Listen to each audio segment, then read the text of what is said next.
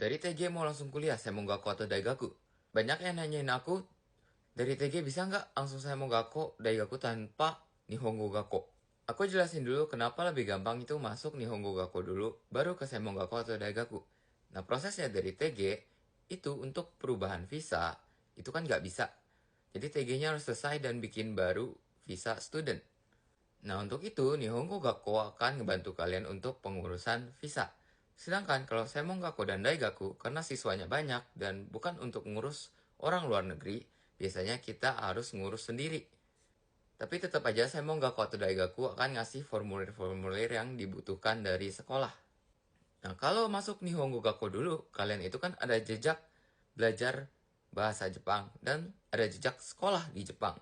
Jadi, Semon Gakko atau Daigaku itu perlu tahu kalian itu benar-benar fokus belajar atau enggak. Jadi mereka minta kayak absensi kalian apakah lebih dari 90%, apakah lebih dari 95%, begitu.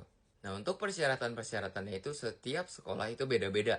Ada yang perlunya yang penting di atas 80%, ada yang perlu di atas 90%. So, tergantung sekolah dan universitas.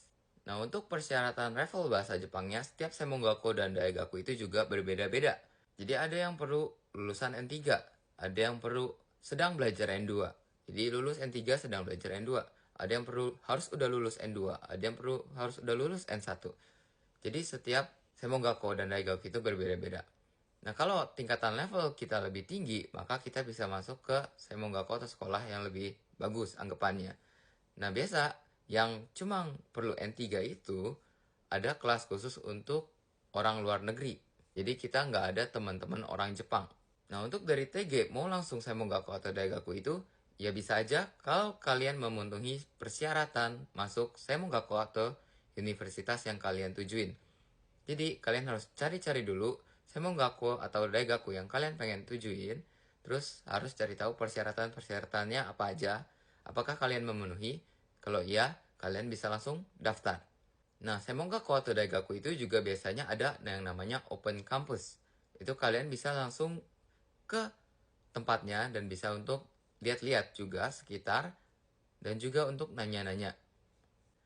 Gitu aja info kali ini. Kalau masih ada yang bingung, silahkan komen aja. Dan jangan lupa untuk like, save videonya, dan juga follow aku untuk info-info selanjutnya. See you next time. Bye-bye.